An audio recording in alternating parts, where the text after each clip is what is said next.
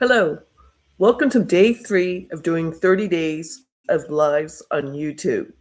I want to teach as many US business owners, US entrepreneurs, US franchise owners, and also 1099 income earners how the rich save taxes legally with the Spendthrift Trust. It's legal, it's in the IRS Tax Code 643B. It comes from England way back when King Henry VIII started the Church of England. Woo! He murdered a few of his wives, and he said, hey, now I can divorce them with the Church of England. What a nice guy. He went to go tax the lords and ladies of England, and they went back to the 12th century, the Magna Carta, and said, oh, no, no, no, no, King Henry VIII, you can't do this. This is contract law. It came from England to the colonies while we were still part of England. The law firm I work on behalf of inherited a trust that will turn 365 years old in 2026, before we were a country. Our current tax structure went into effect February of 1913. And since then, it's grown and grown and grown and grown and grown and grown. The super rich families of 1913, the Rockefellers, the DuPonts, the Carnegies, and the Kennedys made sure they could save taxes. Well, if they can save taxes, we can save taxes. Hi, my name is Sally Gimmon, and I'm the owner of www.thetrustisyou.com. This is legal. It's in the IRS Tax Code 643B. I know the big elephant in the room is why haven't I not heard about this? I call it the secret of the rich. Currently, in the United States, there are 1 million active attorneys in the United States. Only 4% are trust attorneys. 97% of the trusts sold every day are just what my mom and dad had and what Susie Orman talks about on PBS television. The family trust or the living trust. It's about $1,000 and it avoids probate. Then it dissolves and goes away. This is not your mom and dad's trust. This is what the Rockefellers, the DuPonts, the Carnegies, the late great actor Robin Williams, and even our current president's father started in 1972. The Beneficial and Business Spendthrift Trust's full name is Irrevocable, Complex, Discretionary, Non-Grantor Spendthrift Trust. Irrevocable, it goes from generation to generation. Complex, this trust can hold money from day to day, week to week, month to month, year to year, decade to decade, century to century. Irrevocable, complex, discretionary. Whoever's a trustee or trustees can make the rules for the beneficiaries, even while they're alive and even from the grave.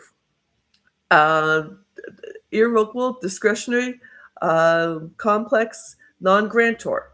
This makes the trust 100% private. When you start either the business or the Beneficial Spendthrift Trust, you are going to have someone who's the grantor or the settlor, the person who signs up for the trust, who will never be a beneficiary, who will never be a trustee. They will sign up to be the grantor or the settlor and then sign themselves away. This is not a speed bump, but you do need their social security number. When someone researches the Spendthrift Trust, they'll know it's based out of Texas, and they'll know who the grantor or the settlor is.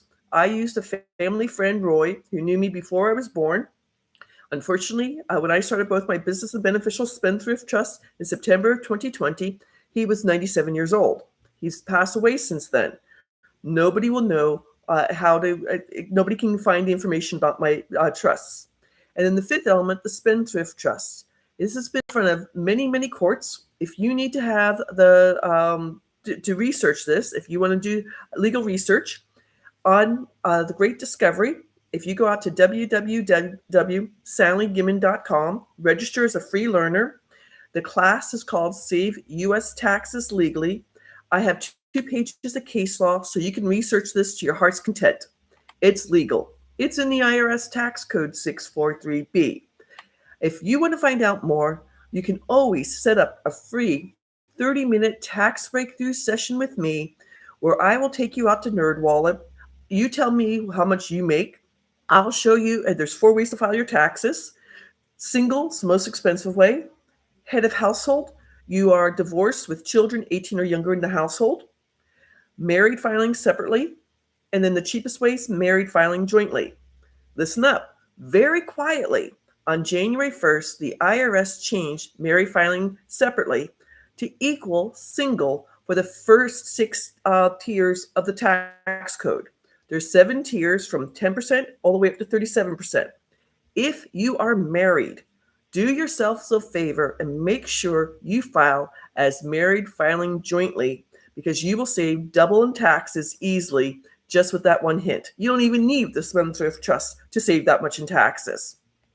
So my guarantee is if you are making at least $100,000 in 1099 income, I don't care if you're a mom and pop store, if you have an online store, if you're doing UCG advertising, if you are an affiliate marketer, if you're a contractor, any way that you're making 1099 income and making at least $100,000 a year, I will guarantee you will save at least 5 figures in taxes, federal taxes. 43 states have state income taxes where you'll no longer pay them also. But I don't care how you file, single and married filing separately, head of household, or married filing jointly, you will save 5 figures in federal taxes for sure, and even more if your state has state income taxes. Today's story is one of my favorite stories. I taught my friend Ingrid how to door knock. We went out on a cold, blustery March day in 2023 to door knock. We went to our favorite pizzeria that has the best tomato sauce you've ever tasted. We ordered the best New York style white pizza. We sat there and we chit-chatted. It was about 2 o'clock in the afternoon and nobody else was in the store. The owner, as we got up to leave, Mario says, "Hey, I have your business card. We're doing our taxes right now." So I gave him my business card. I had a Zoom conversation with Mario and his wife, Mary Ann. They had 2 locations. And looking at this, I'm going out to my video. Looking at this, for the full year, saving 90% on federal income taxes was $26,485, including 4.2% on North Carolina state income taxes would be the additional $6,710. For all of 2023, they would have saved $34,195. They did not start the Spendthrift Trust until the middle of March, so per month, they were saving $2,849.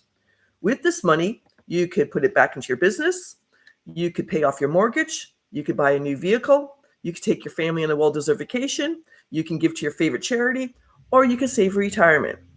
So what they did, they in 2024, they opened a 3rd location, and on Labor Day weekend of 2025, they opened up a 4th location 2 miles from my home. Every time I go in there to get a fantastic white pizza, they give me free food. Love the Italian cookies, but I was getting fat. So I moved to Cary with my boyfriend so I no longer can eat their pizza. When they retire, this is their plan. When they retire, 2 pizzerias go to 1 adult child, 2 pizzerias go to a 2nd adult child. There'll be no inheritance tax, and because this trust is irrevocable, the 2 adult children, both of them are guys, the 2 adult children will continue to save federal and state income taxes. The only thing that's different, they're going to file a separate 1041 tax return than what their parents file. And then the 2 brothers will file separate 1041 tax returns than each one. This is for all U.S. business owners, U.S. franchisee owners, U.S. entrepreneurs, and U.S. 1099 income earners. If you're making at least $100,000 gross or $100,000 a year in income, you will save 5 figures in taxes year after year, generation after generation. Worst case scenario, one of the adult children's great-great-grandson in 2095 cancels the EIN, or Employee Identification Number, the tax ID, and says they were crazy, it's 2095, I don't need this trust anymore. The great-great-grandson is going to be responsible for any taxes saved in 2095. He'll have to pay them. Anything saved in 2023, 2024, 2025, 2026, 2030, 2045, 2060, 2080, 2090, any of those taxes, once that tax year is over with, they'll never have to pay them back. My goal, because my personal story, so you have it, I became a real estate investor in 2018 when my mom got sick 2,000 miles from home. My mom and dad lived in Goodyear, Arizona, 25 miles west of Phoenix. They drove all the way to Charlotte for my oldest nephew's wedding. My dad calls me. I was working as a Medicare broker in Phoenix. I couldn't get the time off because the wedding was on October 27th. My dad called me the Thursday before the wedding saying my mom's in the emergency room. He's not sure what's wrong. Don't change my ticket. I flew out Friday night, got to Charlotte 7:20 in the morning. The wedding was going to be at 3 o'clock in the afternoon. My nephew is getting married, and his younger brother and my dad met me at Douglas Airport. We went out to IHOP for breakfast. The two boys went back to the house. My dad took me to the hospital to see my mom. I walked in on a priest giving my mom last rites. I was not ready for that. Then that afternoon, my cousin from New Zealand, my cousin from Ireland, friends and family from Pittsburgh, friends and family from Florida. Fantastic wedding. I ate too much, I danced too much, and I drank too much. Fantastic time. My sister-in-law, the mother of the groom, put on this fantastic buffet the next day. My dad taps me on the shoulder. It's 12:30. He's taking me back to the hospital to see my mom, and he's dropping me off the airport because I had to be back at work on Monday at 6 a.m. It was the craziest weekend I ever had.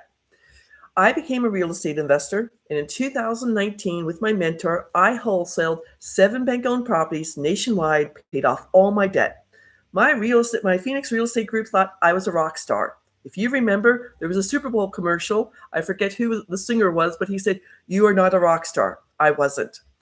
On COVID struck, my 3 properties that I had notes were on the paper in the house. People paid me their mortgage. They did not pay me April 1st. I had no money coming in. And on April 4th, 2020, my CPA called to congratulate me. And he said, because I made so much money in 2019, my tax bracket went from 22% to 24%, and I owed $94,000 in short-term capital gains. Congratulations. I told him I only had $50,000 saved. He goes, "Oh, set up an appointment with me." I'm like, "Oh, what can you do for me?" Because I'm going to set you up on a payment plan. You're going to pay interest and penalties, but we'll get you through this. I'm like, "That's your solution? Are you nuts?" That night, I go to bed crying. A fantastic book to read is The Power of Your Subconscious Mind by Joseph Murphy. It's from the 1930s, but the whole concept is when you go to sleep, take a nap or go to sleep, you put a thought in your mind. I wake up on April 5th. I knew I was going to contact a friend of a friend who does HELOCs, and I was going to take a HELOC off my paid-off house. Defeats that purpose. And I had read an article about the Rockefeller Spendthrift Trust. It's called The Office. It took me 5 months to research the trust. In September of 2020, I started both my business and my Beneficial Spendthrift Trust with the law firm I now work on behalf of. I was an affiliate of the gentleman who out of California sold me the trusts. When he passed away unexpectedly, the law firm contacted me and said, "You've already sold 14 trusts," because I started doing a mastermind in my real estate group. And they said, "We'd like you to become a direct affiliate of ours." So now I work directly for the Benson Financial Group that was started 78 years ago by a Harvard law professor. He wrote 5 specific trusts to save specific money. The business trust saves 1099 income. The beneficial trust saves capital gains when you sell at a profit, saves interest income taxes if you're a passive investor. My notes are interest income taxes. Saves dividend income taxes if you're in a stock market. Saves rental income taxes if you are a real estate investor. And saves royalty income taxes if you have talent or NFTs. The third trust he wrote is the charitable trust. Several of my clients, especially my business clients, who are saving thousands of dollars in taxes, have started their own charities to give back to the community. The fourth trust he sold is the senior trust. This is for someone 65 or older who's incapacitated. It's a blind trust for them. So if they have dementia or if they had a stroke, somebody else in the family is taking care of them. And the fifth trust, I've only sold one of these, is the mineral rights trust. One of my beneficial trust clients inherited his granddad's horse farm in Oklahoma. On the horse farm, he has 6 working oil wells that he makes income from. The income from the oil wells go through the mineral rights trust. and he gets to save taxes that way. And in all his real estate, he does Airbnb, storage shelters, all kinds of stuff. He pays no taxes on that too. My goal is to teach this to as many people as possible. If you want to learn more, I have a free masterclass at www.thetrustisyou.com. Go out there, watch it, learn the secret of the rich, and then set up a free 30-minute tax breakthrough session with me at www.thetrustisyou.com/scheduling. If you're making at least $100,000 a year in 1099 income or more, you will save 5 figures in taxes you'll never have to pay back. Take care and have a beautiful day.